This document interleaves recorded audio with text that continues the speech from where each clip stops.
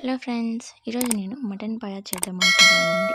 Mutton paya joints పెయిన్కి కానీ, అలాగే ముసలి వాళ్ళ కీళ్ళ నొప్పులు, లెగ్ పెయిన్స్ వస్తాయి కదా, చాలా యూజ్ఫుల్ అవుతుందండి.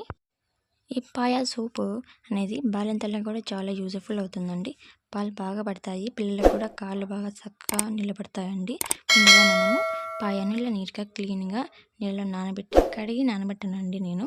అలాగే కావాల్సిన పదార్థాలండి: టమాటాలు 4 టమాటాలు తీసుకున్నానండి, 1 ఆనియన్, అలాగే కారం పొడి అండి, 2 స్పూన్స్ ఆఫ్ కారం పొడి, 1 స్పూన్ ఆఫ్ ధనియా పౌడర్ అండి, కొబ్బరి పౌడర్ అండి, ఇది మాత్రం అల్లం పేస్ట్ 2 స్పూన్స్ తీసుకున్నానండి. అలాగే 1 కప్ ఆఫ్ శనగ బాయలు అండి. ఎందుకు అంటే కూరలో మనం గ్రేవీ చేసుకున్నాం, సూప్ చేసుకుంటున్నాం కదండి, ఆ సూప్ అనేది నీళ్ళగా కాకుండా చిక్కబడడానికి ఇది యూజ్ చేసాము. అలాగే కడిగి నానబెట్టుకున్నానండి నేను కాసేపు. ఇది చూడండి, శనగబాయలు చూస్తున్నారు కదా, 1 కప్ ఆఫ్ తీసుకున్నాను, ఎక్కువ తీసుకోలేదు. కడిగి నానబెట్టేసి కుక్కర్కి వేస్తున్నానండి నేను. కుక్కర్లో అయితే ఫాస్ట్గా ఉడుకుతాయని నేను కుక్కర్ పెట్టేసానండి స్టవ్ మీద.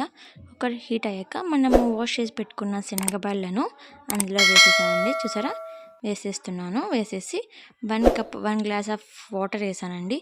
వేసేసి విజిల్ పెడుతున్నానండి నేను. పెట్టి నీట్గా సెట్ చేస్తున్నాను. చూడండి, అలా నీట్గా పెట్టాలండి, లేకపోతే అది పైకి ఎగురుతుంది. కాబట్టి నీట్గా సెట్ చేసి leave it for 10 to 20 whistles పెట్టానండి. మెత్తగా ఉడకాలి కదా మనకు.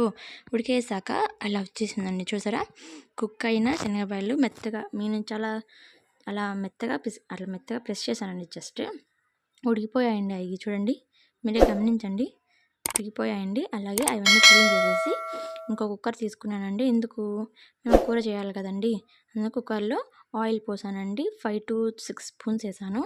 వేసి అలాగే నేను తరిగి పెట్టుకున్న ఆనియన్, టమాటా అవన్నీ వేసి దోరగా వేయిస్తున్నానండి. అవి చూడండి, కిందికి పైకి వేయించేసి అందులోని కొంచెము నేను చూపించాను కదండి, నేను ఉప్పు, అల్లం పేస్ట్, అలాగే అల్లం పేస్ట్ వేసి ఫస్ట్ వేయించుకున్నానండి. అలాగే చూపించిన చిటికెడు పసుపే అండి, ఎక్కువ వేయించలేదు. పసుపు తీసుకొని అలా వేయించేసానండి నూనెలో. కాసేపు మగ్గాలి కదండి, కాసేపు అలా మగ్గుతుంది. చూసారా, అలా ఉడుకుతుందండి అది ఆయిల్లోని. కాసేపు మగ్గాక మనం క్లీన్ చేసి పెట్టుకున్న పాయాను అందులో వేసేస్తున్నానండి నేను. ఆ మటన్ని చూసారా, నీట్గా అలా వేసేసి మళ్ళీ మిక్స్ చేశానండి నేను స్పూన్తో. చూడండి, గరిటెతో అలా స్పూన్ నీట్గా కిందికి పైకి అనేస్తే మనము పసుపు, ఉప్పు, అల్లం పేస్ట్ అవన్నీ వేసాం కదా, ప్రతి పీస్కి పట్టాలి కాబట్టి అలా నీట్గా మిక్స్ చేసేస్తున్నానండి నేను. జస్ట్ 2-3-5 సెకండ్సే కదండి. అలా మిక్స్ చేసేసి మళ్ళీ అది మిక్స్ చేశాక కొబ్బరి పొడి, కారం పొడి, ధనియా పౌడర్ వేయాలండి. లేక ముందే వేసామంటే అది కొంచెం మాడు స్మెల్ వస్తుంది. కారం పొడి వేసాక ఎక్కువసేపు వేయించకూడదండి. నేను కూడా వేయించలేదు, జస్ట్ ఒక 2 సెకండ్స్ 3 సెకండ్స్ అలా వేయించేసి వాటర్ పోయాలండి. నేను కూడా అలా 2 to 3 సెకండ్స్ వేయించేసి 2 గ్లాస్ ఆఫ్ వాటర్ పోసానండి. చూడండి, 2 గ్లాస్ ఆఫ్ వాటర్ వేసేసి నీట్గా మళ్ళీ మొత్తం మిక్స్ చేశానండి. అప్పుడు చూడాలండి మనం ఉప్పు, కారం సరిపోయిందా లేదా టేస్ట్కి తగ్గట్టు అని చూసేసి కుక్కర్ పెట్టేశానండి. మూత నేను చూడండి, మూత నీట్గా సెట్ చేసేసి దాన్ని కుక్కర్ చూడండి, అది మూత మాది సరి పట్టలేదు కాబట్టి కొంచెం టైం పడింది. ఎలా అయితే ఏమండి పెట్టేశాను. And leave it for just 10 to 20 whistles అండి. ఎందుకంటే చాలా ఉడకదు, అలాగే ఉడికిపోయిందండి. విజిల్స్ పెట్టేశాక దింపేశానండి నేను. చూద్దామండి, ఇప్పుడు మూత తీసి చూసాము, ఉడికిపోయిందండి. నేను గేటుతో తీసి చూసాను. ఇప్పుడు చూసారా, పులుసు ఎలా నీళ్ళగా కనిపిస్తుందో మనకు. అందులో మనం ఉడకబెట్టుకున్న శనగబాయలను మెత్తగా మిక్సీ పట్టేసి అందులో వేసేసానండి.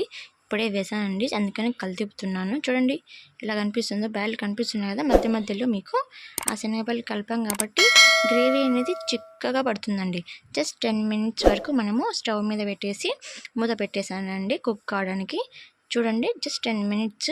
చూడండి ఎలా ఉడుకుతుందో. ఇప్పుడే తీసి చూపిస్తున్నాను మీకు, ఉడుకుతుందో. పీస్ కూడా పట్టుకొని చూసానండి నేను, మెత్తగా ఉడికింది. చూడండి, గ్రేవీ అనేది చిక్కపడుతుంది. ఎలా చిక్కపడుతుందో చూడండి, ఒక్కసారి చూడండి. చూసారా, అంతే. మీకే కావాలంటే స్పైసీ కావాలంటే అప్పుడే యాడ్ చేసుకోండి, సాల్ట్, కారము యాడ్ చేసుకోండి. ఇప్పుడే అండి స్టవ్ కట్టేస్తున్నానండి నేను.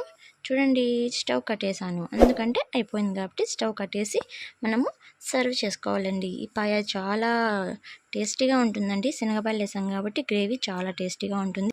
హాట్‌గా సర్వ్ చేశామండి. చూడండి బౌల్ ఎంత బాగా పోతున్నాయో. ఈ పాయ పూరి కానీ, చపాతీలో కానీ, సంగట్లో కానీ చాలా టేస్టీగా ఉంటుందండి. ప్లీజ్ సబ్స్క్రైబ్ చేసుకోండి. థ్యాంక్స్ ఫర్ వాచింగ్ అండి. Please like, share, comment friends. Follow me.